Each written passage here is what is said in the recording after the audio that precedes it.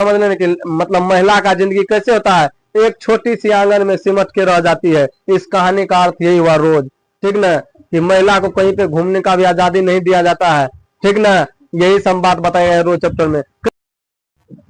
सभी प्यारे छात्र एवं छात्राएं जो भी इंटर का तैयारी कर रहे हैं उसके लिए आज पुनः एक चैप्टर लेकर के आए हैं, जो कि बहुत ही अच्छा चैप्टर ये है, जिसका हिंदी का जो ये है ना 5वां चैप्टर है, जिस चैप्टर का नाम है रोज, जिनके लेखक हो गए सच्चिदानंद हीरानंद वात्सन अज्ञेय। इसका अगर शॉर्ट नाम आप लोग याद रखिएगा तो ऐसे करके याद रख लीजिए, अज्ञेय जी या अज्ञेय, ठीक ना। तो सबसे पहले इस वीडियो को जो हम शुरू करेंगे, लेखक का जो परिचय बताएंगे, जीवन से जुड़ी बातें बताएंगे, कितने रचनाएं लिखे हैं, तब जाकर के कहानी बताएंगे, ठीक है। तो इस वीडियो को सबसे पहले जो भी छात्र छात्राएं देख रहे हैं, ज्यादा से ज्यादा उस विद्यार्थी के पास या उस छात्र छात्राएं के पास शेयर करें जो बच्चे पढ़ने में मतलब ऐसे समझ लीजिए पढ़ाई क्षेत्र से जुड़े हुए हैं, जिसका परीक्षा आने वाला है आगे, बिहार बोर्ड का वे मतलब तैयारी कर रहे हैं जोर शोर से, उस विद्यार्थी या उस छात्र छात्राएं के लिए ये वीडियो अवश्य पहुंचाना चाहिए, ठीक। चलिए वीडियो को शुरू करते हैं। लेखक परिचय में जान लीजिए पहले, जीवन परिचय सच्चिदानंद हीरानंद वात्सन अज्ञेय जी का जीवन परिचय जान लीजिए। इनका जन्म 7 मार्च सन 1911 को कसेवा कुशीनगर उत्तर प्रदेश में हुआ था। अब आप लोग बताइए उत्तर प्रदेश किसको कहते हैं? बहुत सारे बच्चे उत्तर प्रदेश मतलब उसका हाफ नाम है यूपी, बहुत सारे बच्चे कंफ्यूज हो जाते हैं, सर यूपी को उत्तर प्रदेश कहते हैं? हाँ, यूपी का ही पूरा नाम क्या है? उत्तर प्रदेश। यहाँ पे एक गांव का नाम है कुशीनगर, वहां पे इनका मतलब क्या हुआ था? जन्म हुआ था।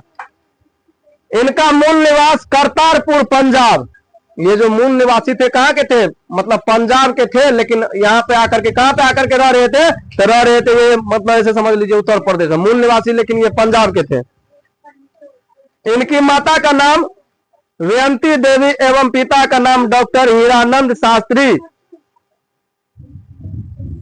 पुरातत्ववेत्ता, प्रारंभिक 4 साल लखनऊ में घर पर, मैट्रिक 1925 में विश्वविद्यालय से, इंटर 1927 में मद्रास क्रिश्चियन कॉलेज से, BSc 1929 foramen college Lahore Punjab से, और वर्तमान पाकिस्तान में जो भी है कहे एसए अंग्रेजी पूर्वार्ध लाहौर से। क्रांतिकारी आंदोलन में गिरफ्तार हो जाने से आगे पढ़ाई रुक गई। क्रांतिकारी मतलब ये समझ लीजिए ये भी क्रांतिकारी वीर थे, जिनका मतलब क्या हुआ आगे, क्या हुआ अज्ञेय जी का पढ़ाई रोकना पड़ा इसको, काहे के लिए? क्योंकि ये क्रांतिकारी में उतर चुके थे, अपने देश के लिए मर मिटने के लिए तैयार थे। और ये जब बताए हैं कहाँ से मैट्रिक किया है, कहाँ से इंटर किया है, कहाँ से बीए बीएससी किया है, ये सब, ठीक ना। तो ये सब आपको ऑब्जेक्टिव में पूछ देगा, कॉलेज का नाम भी पूछ देगा ऑब्जेक्टिव में, इसीलिए लेखक का जीवन परिचय बताना बहुत जरूरी होता है। जान लिए ये था अज्ञेय जी का जीवन परिचय। और चलिए कहानी को शुरू करते हैं, जो इंटर में 5वां चैप्टर में है, जिनका नाम है रोज। और ये कहानी सबसे पहले जान लो, ये कहानी हम लोग पढ़ रहे हैं, यानी कि जब जाएगा ना बीए पीजी में जाएगा ना, इसी रोज कहानी का नाम क्या है? गैंग्रीन। ऑब्जेक्टिव में पूछ देगा कि मतलब रोज कहानी का मतलब ऐसे समझ लो कि दूसरा नाम क्या है, या पहले मतलब रोज कहानी का क्या नाम था, तो जान लो नाम क्या था? नाम पहले गैंग्रीन। गैंग्रीन को नाम हटा करके नाम क्या रखा गया? रोज। अब देखो रोज में क्या होता है, इस कहानी को पूरा जानना है। दोपहर से उस सूने आंगन में पैर रखते ही मुझे ऐसा जान पड़ा, मुझे मानो उस पर कोई सांप की छाया मंडरा रही हो। उसके वातावरण में कुछ ऐसा अकथ्य अश्रित किंतु फिर भी बोझल और प्रकोपमय घना सा सन्नाटा फैल रहा था। किसके आंगन में? इसमें है मालती। किसके आंगन में? मालती के आंगन में। लेखक मतलब 4 साल के बाद, मतलब ऐसे समझ लो मालती का शादी हो जाता है, मतलब शादी होने के बाद 4 साल के बाद लेखक आते हैं अज्ञेय जी। किनके आंगन में? मालती के आंगन में। लगता है कि उसके आंगन में काला साया मंडरा रहा है, ठीक ना, ऐसे लग रहा है। किसके आंगन में? तो मालती के आंगन में। मेरी आहट सुनते ही मालती बाहर निकली और मुझे देखकर पहचान कर उसकी मुरझाई हुई मुख मुद्रा तनिक से मीठे विस्मय सी जग सी और फिर पूर्वरत हो गया, और उसने कहा आ जाओ, और बिना उत्तर की प्रतीक्षा किए भीतर की ओर चली। मैं भी उसके पीछे हो लिया। भीतर पहुंचकर मैंने पूछा, वे यहाँ नहीं है? अभी आए नहीं, दफ्तर में है, थोड़ी देर में आ जाएंगे, कोई 1:30-2 बजे आया करते हैं। ये वो क्या है, कौन है वो? तो बताते वो कौन है? मालती के पति। लेखक का ये दूर का मतलब बहन लगती है, कौन? मालती। अरे ऐसे समझ लो ना, गांव में एक साथ मतलब पला बड़ा है, खेला कूदा है एक साथ, मालती और लेखक अज्ञा जी। और ये 4 साल के बाद मतलब मालती के घर जाते हैं तो इसका शादी विवाह हो जाता है, और एक मतलब ऐसे समझ लो कि एक इसको मतलब बेटा भी रहता है मालती को। तो यही घर में देखने के लिए मतलब ये आते हैं कि मतलब अज्ञा जी कि देखते हैं कि मालती कैसे रहती है। पता चलता है कि उसके आंगन में काला साया मंडराया हुआ लगता है, काल घरघरा रहा है उसके आंगन में, यही संवाद। और जब आते हैं तो लेखक मतलब आप लोग जानते हैं, जब गांव का कोई आ जाता है, मेहमानी में अगर कोई गांव का चला है, ठीक है, तो मेहमानी में गांव का जाता है तो क्या कहता है आदमी, मतलब जो भी महिला है सबके मुख पे थोड़ा देर के लिए हंसी आ जाता है, मतलब मुस्कान आ जाता है कि हमारे गांव का ये आदमी मतलब हमारे यहाँ पधारे हैं। उसको तो नहीं कहते हैं आप लोग कि आइए बैठिए, अब बैठ करके क्या मतलब पानी पी लीजिए, चाय पी लीजिए, नाश्ता कर लीजिए, मतलब ऐसे करके अतिथि का मतलब ऐसे समझ लीजिए ना, अतिथि देवो भव, देवता के समान अतिथि को मानने लगते हैं। तो यही है मालती जब बचपन का दोस्त है, किनका? मतलब अज्ञा जी का। और ये जो अज्ञा जी आते हैं तो इनको मतलब बोलते हैं आ जाइए अंदर, आप लोग मतलब आप धूप में आए हैं, ठीक है, यही संवाद बता रहे हैं कि आप पानी पी लीजिए सब कुछ, और रह 2-4 रोज रुक जाइए तब जाइएगा, यही संवाद हो रहा है। अभी आए नहीं, ये तो बता दिया कि अभी उसके बारे में बता दिया कि बोला आते ही अज्ञा जी जैसे ही आए ना, आंगन में पूछा कि वो नहीं है, वो मतलब तुम्हारा पति कहाँ है? मालती से पूछा कि तुम्हारा पति कहाँ है? तो बोला वे तो दफ्तर में है, डॉक्टर है, तो वे आएंगे 1:30-2 बजे आते हैं सब दिन, ठीक ना। मालती एक पंखा उठा लाई और मुझे पंखा करने लगी। मालती पंखा लेकर के मतलब तुरंत मतलब आया किसके पास? तुरंत मतलब दौड़ी आई किसके पास? लेखक के पास, और पंखा झेलने लगे ऐसे करके, ठीक ना। मैंने आपत्ति करते हुए कहा नहीं मुझे नहीं चाहिए, पर वहां नहीं मानी। वाह कैसे नहीं, इतनी धूप में जो आए हो यहाँ, तो मतलब लेखक करे कि काहे मतलब तुम पंखा झेल रहे हो, मतलब छोड़ दो, ठीक ना। लेकिन ये मालती देखो क्या मतलब क्या बोल रहा है, मालती बोल रहा है कि आप जितने धूप में आए हैं तो आपके लिए तो पंखा झेलना ही, पहले तो ये बिजली का पंखा था ना, हाथ पंखा था, तो वही झेल रहा है मालती, ठीक ना। और बात भी मतलब चल रहा है, बात भी कर रहा है। मैंने कहा अच्छा लाओ मुझे दे दो। लेखक का कि लाओ पंखा, तुम काहे झेल रही है, लाओ पंखा हम झेल लेते हैं, तुम अपना काम करो। वह शायद ना करने वाली थी, तभी दूसरे कमरे से शिशु के रोने की आवाज सुनकर उसने चुपचाप पंखा मुझे दे दिया और घुटने पर हाथ टेक कर थकी हुई मुंह करके उठी और भीतर चली गई। कौन रो रहा था? वही मालती का जो बोले थे ना, एक तो बेटा था, ठीक है, जो कि बहुत छोटा था, ठीक ना। वो मतलब अंदर में रूम में रोने मतलब रोने लगी, और रोने जब लगा ना तो ये क्या किया कि लेखक को क्या किया, पंखा दे दिया। कौन पंखा दे दिया? मालती का, मतलब चुपचाप कुछ बोला भी नहीं और उसको पंखा दे करके, ठीक ना। और मालती चली गई, कहां पे चली गई? मतलब अपने बच्चे के पास। मैं उसको जाते हुए दुबले शरीर को देखकर सोचता रहा, यह क्या, यह कैसी छाया सी इस घर में छाई हुई है। जब हमने भोजन समाप्त किया तब 3 बजने वाले थे। महेश्वर ने बताया कि वे आज उन्हें जल्दी अस्पताल जाना है, वहां 1-2 चिंताजनक केस आए हुए हैं। इनके पति का नाम क्या बोले थे? महेश्वर।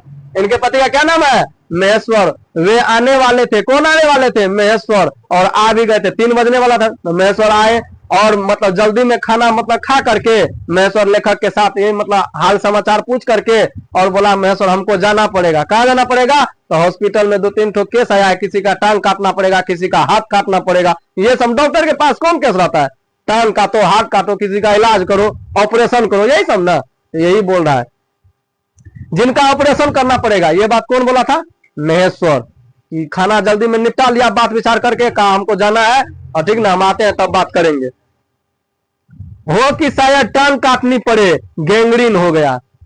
देख लिए गैंग्रीन क्यों चैप्टर का नाम पड़ा है। ये पहाड़ी इलाके में कांटा जानते हैं ना आप लोग, उसके चुभने से, कांटा जो चुभता है ना उसके चुभने से गैंग्रीन नाम का, पहाड़ी इलाका में गैंग्रीन नाम का बीमारी हो जाता है, जिसका इलाज मात्र एक ही है कि हाथ काट दो। हाथ में मतलब चुभ गया तो हाथ काट दो, और पैर में चुभ गया तो पैर काट दो। तब ही वो आदमी बच सकता है, यही इलाज है उसका। ठीक, इसीलिए चैप्टर का नाम क्या रखा गया था, हम पहले बता दिए, गैंग्रीन। अब लेकिन चैप्टर का नाम क्या रख गया है, रोज। गैंग्रीन हट गया नाम, अब नाम रह गया इसका रोज। थोड़ी देर में वह चले गए। चलो तुम्हें 7 बजे तक तो छुट्टी हुई, करते हुए मैंने मन ही मन सोचने लगा, अब इसे रात के 11 बजे तक काम करना पड़ेगा। छुट्टी क्या खाक हुई, यही उसने कहा। मेरे पास कोई उत्तर नहीं था पर मेरी सहायता। टिड्डी ने एकाएक फिर रोने लगा। मतलब ये जो लड़का मतलब रो रहा था, लड़का है छोटा बच्चा, उसका नाम क्या रखा था, टिड्डी। क्या नाम रखा था? अब सोचो कि इसको इतना फुर्सत नहीं था कि बच्चा का नाम अच्छा रख सके, नाम रख दिया था टिड्डी। टिड्डी कौन नाम है, कुछ नाम रख दिया, नाम भी रखने का फुर्सत नहीं था। किसको? मालती को। और जब महेश्वर जी चले गए मतलब खाना खा करके, तो ये बोल रहे हैं, आज्ञा जी बोल रहे हैं, चलो अब तो तुमको राहत हुआ, अब तो तुम मतलब थोड़ा देर आराम करेगी। कहा नहीं, आराम मतलब आराम खाक करेंगे, 11 बजे तक काम है। ऐसे बहुत सारे काम इसको पड़ा रहता है मालती को, ठीक ना। मालती के पास जाने की चेष्टा करने लगा, मैंने उसे दे दिया। एकाएक वह एक स्वर टूट गया, मौन हो गया। इससे मेरी निंद्रा भी टूटी। मैं उस मौन में सुनने 4 खड़क रहे थे और इसी का पहला घंटा सुनकर मालती रुक गई थी। उन्होंने किंचित गलानी भरे स्वर में कहा, हाँ आज वह गैंग्रीन का ऑपरेशन करना ही पड़ा। एक करके आया हूँ, दूसरे को एम्बुलेंस में बड़े अस्पताल भेजवा दिया हूँ। मालती कुछ नहीं मतलब पढ़ती थी, उसके माता पिता तंग थे। एक दिन उसके पिता ने उसे एक पुस्तक ला कर दी और कहा कि इसके बीच पेज रोज पढ़ा करो, एक पेज रोज पढ़ा करो। हफ्ते भर बाद में देखूं कि मतलब ऐसे समझो कि समाप्त कर चुकी हो, मतलब अध्याय समाप्त कर चुकी हो कि नहीं, नहीं तो मार मार कर चमड़ी उधेर दूंगा।